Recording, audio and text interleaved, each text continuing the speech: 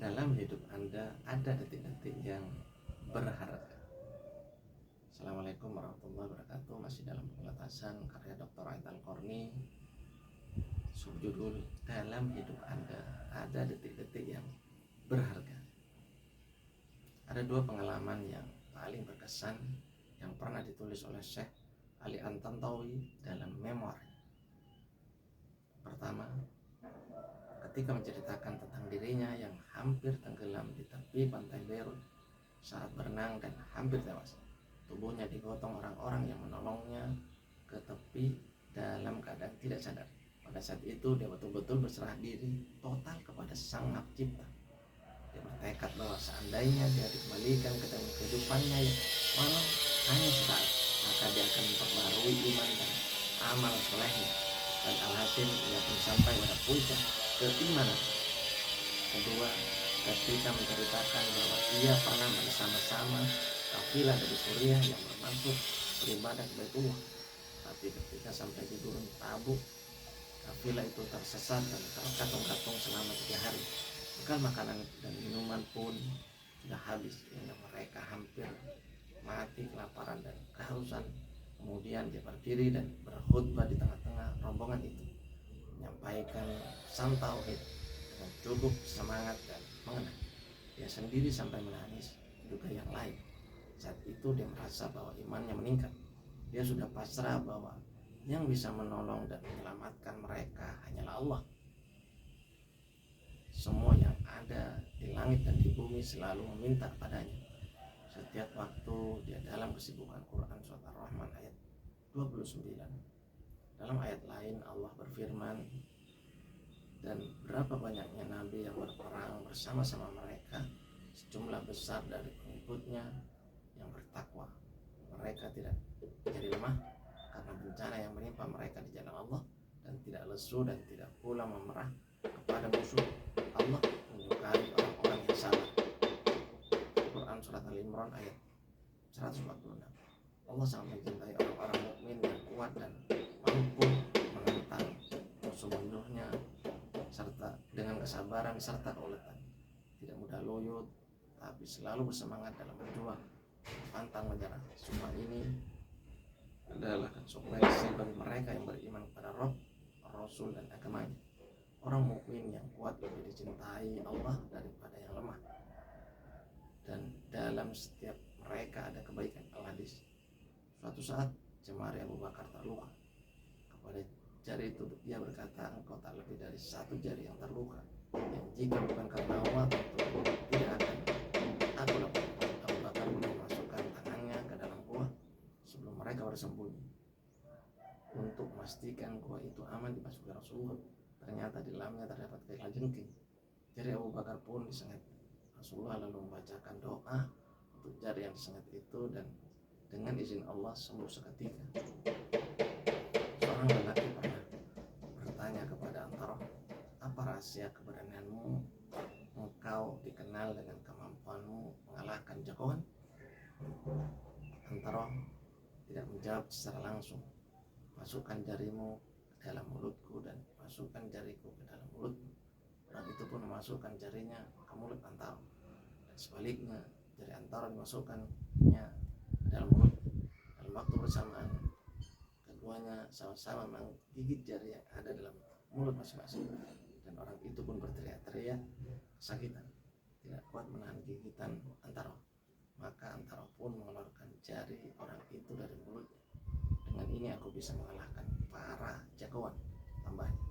Maksud dari ucapan Antara itu adalah bahwa resep mengalahkan jagoan adalah dengan kesabaran dan ketahanan tubuh. Di antara banyak hal yang membuat orang mukmin itu senang adalah perasaan bahwa kebaikan, kasih sayang dan ampunan Allah itu sangat dekat dengan dirinya. Dengan kadar keimanannya, dia bisa merasakan pengawasan dan perlindungannya.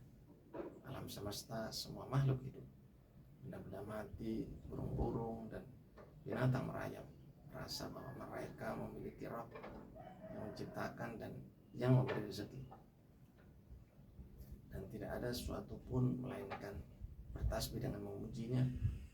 Tapi kamu sekalian tidak mengerti tasbih mereka. Quran surat Al-Isra ayat 44. Ya Rabbku, pujiku, tidak ada yang pantas dipuji selain Engkau, wahai zat yang berkuasa atas semua makhluk.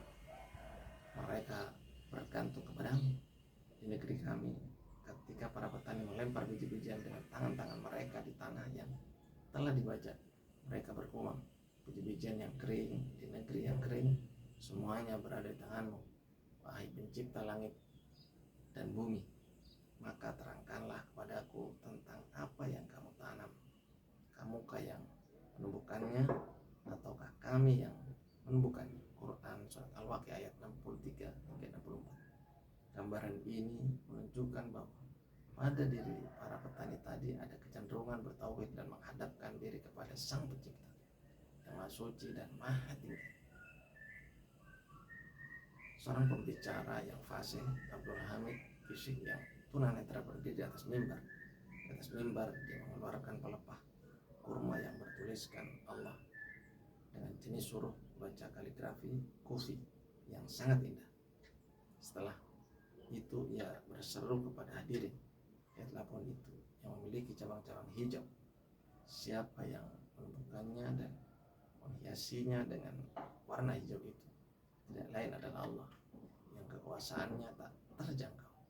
Dan hadirin pun menangis dibuatnya.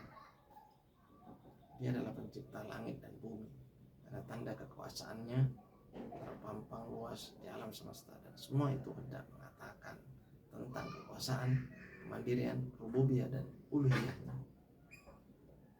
Ya Rabb kami, tidaklah Kau ciptakan ini dengan sia-sia. Quran surat Al-Imran ayat 191. Di antara tiang-tiang yang mendukung kebahagiaan dan ketenangan jiwa adalah gambaran bahwa di sana ada Rabb yang menyayangi, mengampuni dan memaafkan orang yang memohon maaf.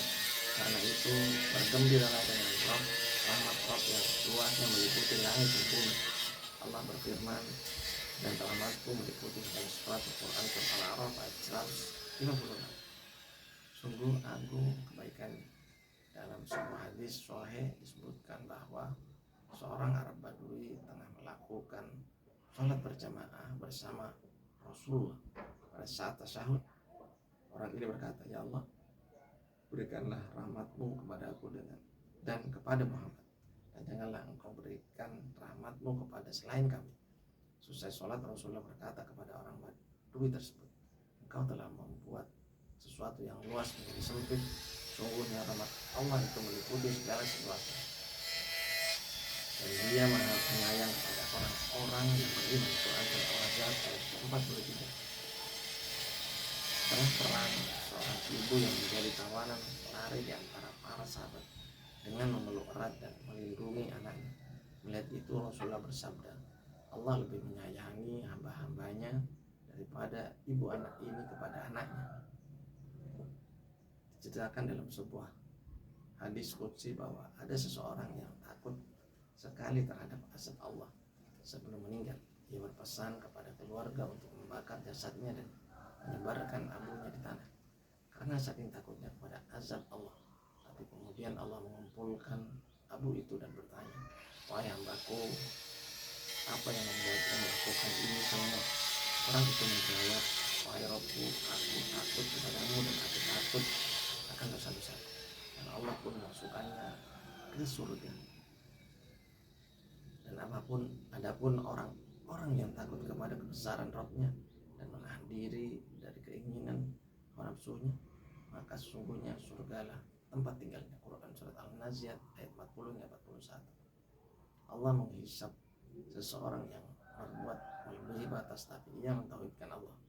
Tak ada satupun kebaikan pada dirinya. Pekerjaannya selama di dunia adalah berdagang dan meluburkan hutang orang susah dan tidak mampu membayar. Maka Allah pun berkata, aku lebih berhak untuk dermawan daripada engkau. Ampunilah dia, dan Allah pun memasukkannya ke dalam surga. Dan yang kuinginkan akan mengampuni kesalahanku pada hari kiamat. Quran surat Asy-Syu'ara ayat 82.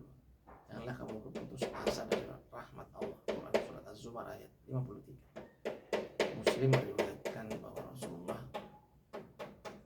sedang melakukan sholat berjamaah. Sesuai sholat, ada seseorang berdiri dan berkata, saya berhak jatuh hukuman, maka jatuhkanlah hukuman itu padaku. Rasulullah bertanya, apakah tadi engkau sholat bersama kami? Ya, jawab orang itu. Rasulullah pun berkata, pergilah, Allah telah mengampuni dosamu. Dan barang siapa yang mengerjakan kejahatan dan menganiaya dirinya, kemudian dia memohon ampunan kepada Allah, niscaya ia mendapati Allah Maha Pengampun lagi Maha Penyayang. Quran surat An-Nisa ayat 110. Ada kasih sayang tersembunyi yang melindungi hamba dari segala arah. Yang memiliki kasih sayang tersembunyi itu adalah Allah, Rabb alam semesta, yang telah menyelamatkan Muhammad dengan bersembunyi di dalam gua, yang menyayangi Ashabul Kahfi di dalam gua, yang memberikan jalan keluar terhadap 3 orang yang terjebak di dalam gua, yang menyelamatkan Ibrahim dari panasnya api, yang tidak menenggelamkan Musa, yang menyelamatkan Nuh dari air bah, yang menyelamatkan Yusuf dari pengapnya sumur, dan yang menyelamatkan Ayub dari penyakit yang tidak sembuh-sembuh. Itu tadi kutipan dari buku Al-Ahzan. Semoga bermanfaat. Wassalamualaikum.